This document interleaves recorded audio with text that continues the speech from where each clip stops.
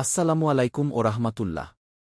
সম্মানিত ভিউয়ার্স, দেশব্যাপী শিশু-কিশোরদের টাইফয়েড টিকাদান কর্মসূচি আগামী ১২ অক্টোবর ২০২৫ তারিখ থেকে শুরু হচ্ছে।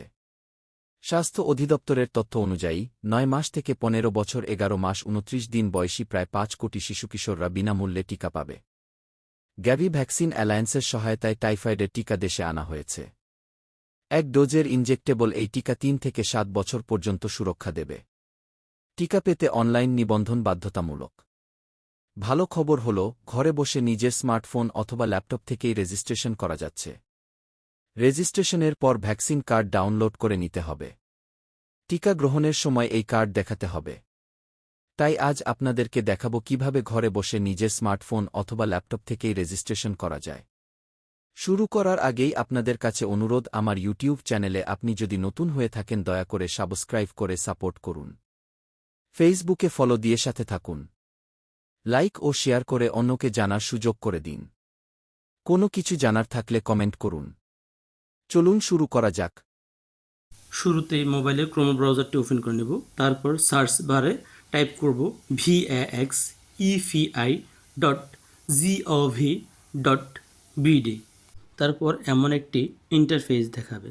এখানে শুরুতে আছে টাইফয়েড ভ্যাকসিন, এরপর নিচে দেখাবে নিবন্ধন করুন। এখানে ক্লিক করলে এমন আরেকটি ইন্টারফেস আসবে। এখানে শুরুতে দেখাচ্ছে টাইফয়েড ভ্যাকসিনের জন্য নিবন্ধন করুন। নিচে দেখাচ্ছে জন্ম তারিখ। তারপর যার টাইফয়েড ভ্যাকসিনের জন্য নিবন্ধন করবেন তার জন্ম তারিখের দিন, মাস এবং বছর সিলেক্ট করে দিতে হবে।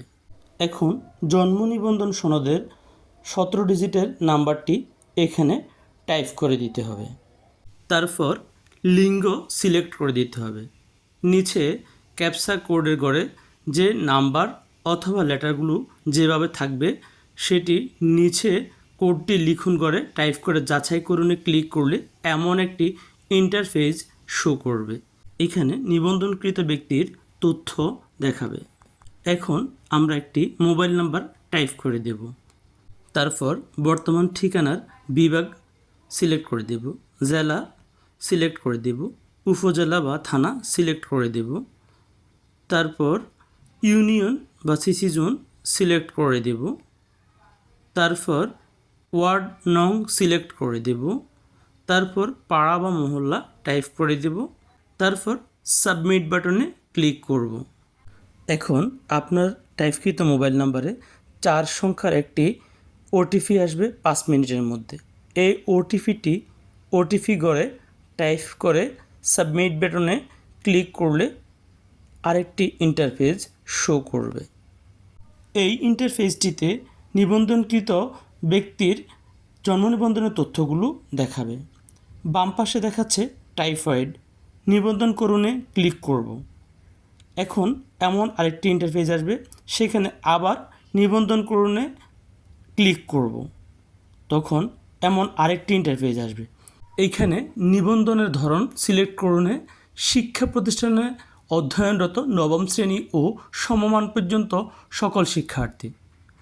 ২ শিক্ষা প্রতিষ্ঠান বহির্ভূত ৯ মাস থেকে ১৫ বছর কম বয়সী সকল শিশু।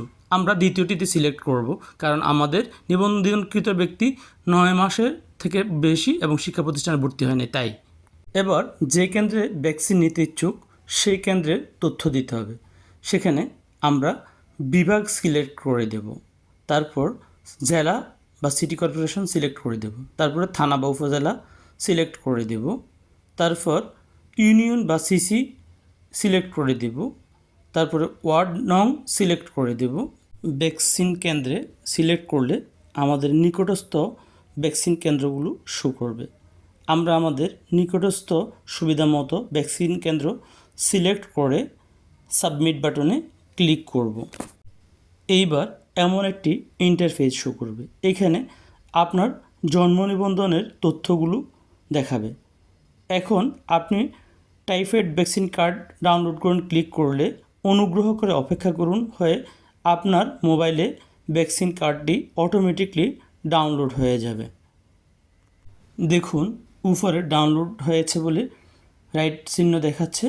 আমি আপনাদেরকে ওপেন করে দেখাচ্ছি। এখন আপনি এটি ডাউনলোড করার পর প্রিন্ট করে সংরক্ষণ করবেন এবং নির্দিষ্ট দিনে টিকা কেন্দ্রে নিয়ে যাবেন।